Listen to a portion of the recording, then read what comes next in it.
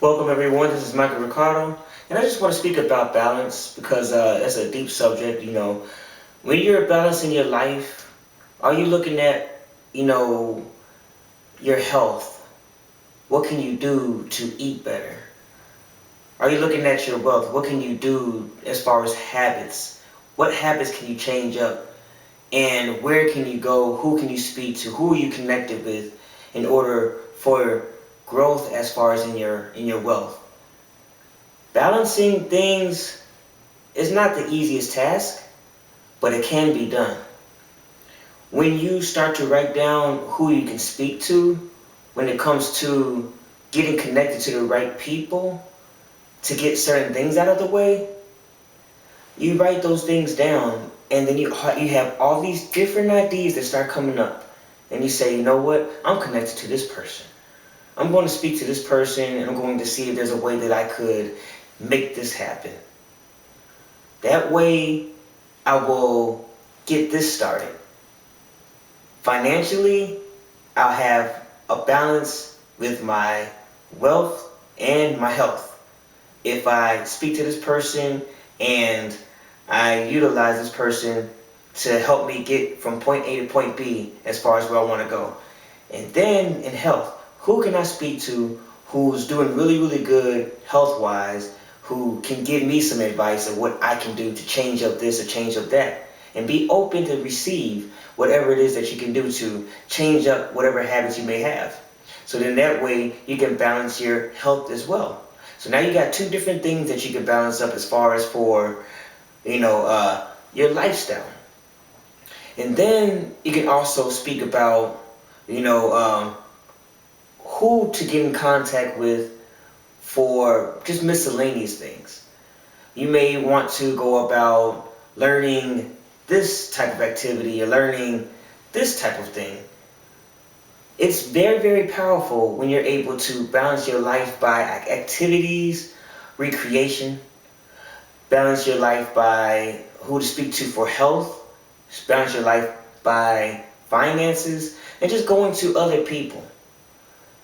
But write these things down. Again, I'm in the book of Habakkuk. Write these things down. Get started somewhere. Get your life balanced. Speak to people. Get out there in this world. Don't be afraid to say, hey, look, I need help here. I need help in this situation, or I need help in that situation. Because even I myself, I speak to myself, there are certain things that could be done to help balance and make yourself better. Because we're looking to become better. We're looking to inspire each other, to motivate each other to get better in life. And that nobody has 100% answer to anything but have opinions. And that facts are not really facts, but they're just people's opinions, really. And everybody has different opinions to different things. And when you have your opinion placed out there and say, you know what, this is what I think, and if you can help me on, doing this, then I think I can grow from that point forward. Balancing is so important. So we can get out of the realm of procrastination. We can get out of that realm of being so dug into things that are not really important, being able to orchestrate what's important, what's urgent. I spoke about 4 quadrants of things where what you want to do is you want to balance all that stuff out. So you have something that is unimportant and not urgent. It'll be certain things that you would take care of, like, okay, I know this has to be clean. It's not urgent, but it's important. I do need to clean it. You place that in that quadrant. You have something that's, okay, well, I know somebody got in contact with me on social media. It's not really important. I'll speak to them. It's not urgent, but I don't want to make it as if they're not important. So I will get to that. I just know not to get to that now.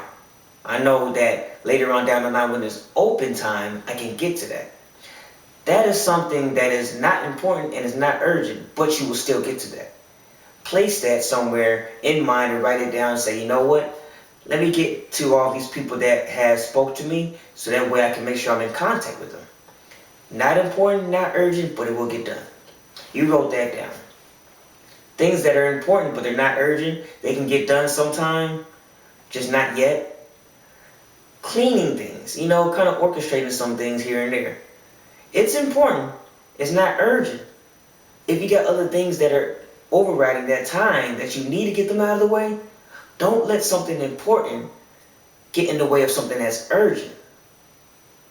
So I repeat now, don't let something that is important get in the way of something that's urgent. Sometimes we take something that's important, it's not really done, that needs to be done today, but it does need to be done. We're allowing that to override things that are urgent and yet they're not important. And yet we're also allowing that to override things that are important and very urgent. You say, I know it's important, I gotta get to it. Don't allow that to become something urgent and important, so you do get to that. But now you have your urgent but not important situation. How do you handle those type of situations? Do you have people that you can go to and say, okay, I know that this is not important, but it is urgent. Can you handle the situation for me? I'm not sure if I can get to it. It's urgent. That's a way to handle something urgent. If it's somebody else that can handle that for you, allocate giving things to other people. That also helps with balancing your life. Now you're able to go to other people. And those people, because you're connected, that's why you want to write down who you're connected with. Who can help you with this situation? It's not important, but it's urgent. Who can help you with that situation? Allocate that job to that person. And they'll be more than happy to do that if they got that, if they can do that. Then you have your important and urgent. If it's something that's a big task, remember what the scripture says. One could put out 1,000, one could put out, or two could put out 10,000. So if one could put out 1,000 tasks, but two people could put out 10,000 tasks, if it's a big task, why not find somebody else who wouldn't mind helping you with that task? That comes to the point of being able to find somebody that you know who you're connected with and saying, hey, I got this plan. Can you help me build this plan? Because if you're trying to do something by yourself, it's going to be more difficult. It still could get done. But that important, urgent thing will take longer. And the urgency is going to run out. That time's going to run out. Because we're all in a 24-hour span. But connecting to people, saying, hey, I got this. They say, oh, I know somebody else that can help with us. Now you got 3 people. Just imagine. 3 times the power. Now it's not 10,000, but now there's a bigger multiplication to that. So now whatever was important and urgent gets done even quicker. Now you're able to balance that schedule where your important and urgent thing had to be done, and because you allocated some of that time with somebody else, it got cut in a shorter time. You can get to that urgent but not important. You can get to that and say, hey, look, can you help me with this because I got to take care of that as well. It's not really important, but if you can help me, that would be great. Now that gets eliminated out of your schedule. Then you get to your important but not urgent, which might be cleaning this or doing that. Because you took out your important and urgent, and you allocated that time to somebody else for the unimportant but urgent, and then you got to your important but not urgent. You take care of that, that's all out of the way. Now you're unimportant and you're not urgent. It's something that you can do in your spare time. You're enjoying yourself. You're listening to music. It's more like a recreation time. And now you're taking out your unimportant and you're not urgent. And now you have all of that balanced. It'll be great just balancing. But guess what? When you try to place all this inside a phone, when you try to place all this inside a tablet, when you try to place all this inside a computer, if you can master doing that, that's great. But it'd be so much easier when you just have a check mark. Oh, I got that out of the way. Check mark, I got this out of the way. Check mark, I got that out of the way. And now check mark, here I am. Because you have something physical. Hebrews 11, starting at verse 1. Faith. Now faith. This is now. That's why we want to do things now. Now faith is the substance. Substance is something tangible, of things hoped for, and evidence of things not seen. I want to talk about substance, though. Why would it say substance? Why would it not be a virtual thing? Why would it not be something out there? Because Paul would even speak about a third heaven. But why would it be something that is tangible, something that is a substance? Because when you have evidence, when you have substance, it's even more powerful. You're utilizing your 5 senses to the most of its ability. You wrote those things down. And now you take them and put them into action. So, now faith is the substance of things hoped for, evidence of things not seen. And then what does it say? Without faith it's impossible to please God, right? But it says also, faith without what? Works is what? Dead. It doesn't take much work to type something up or to swipe something up. It takes a little more effort to write something down. It takes a little more effort to take that one thing you wrote down, make it a reality, because it's already tangible on paper. And now you take that paper and you go ahead and you find somebody and you say, I want to get this done. They see the tangible of what you want done. You get the materials or whatever you need to do, whatever type of materials are needed. You get all of that, start orchestrating whatever needs to be done, and then it becomes a reality. It's no longer something written on paper. It's something tangible. And that faith has now become something that is now and is here. It's a substance thing. And now it's an evidence thing. It wasn't seen before, but because it was written, it became a substance. It became a work that was done. It's not dead. And the crazy thing about it, why do a lot of these people have all these different ideas that never came to life? Why are there so many dreams that are inside the grave? Faith without works is what? Dead. Faith. Faith is basically something that, you know what? I believe I can do this. I have faith that I can do this. Let me put it into action now. Faith is, substance of things hoped for, evidence of things not seen. So when you have faith in something, you're basically having no evidence at it yet. This is substance that you have hope of, but it has to be a substance. You have to put it somewhere. It has to be something. And then Habakkuk, to line it all up, write it down and make it plain. This is the reason why you want to take it away from something digital or virtual that you swiped up that didn't take any work, and put it into action where you're utilizing your five senses. If you write in your hand a word, you can feel that word.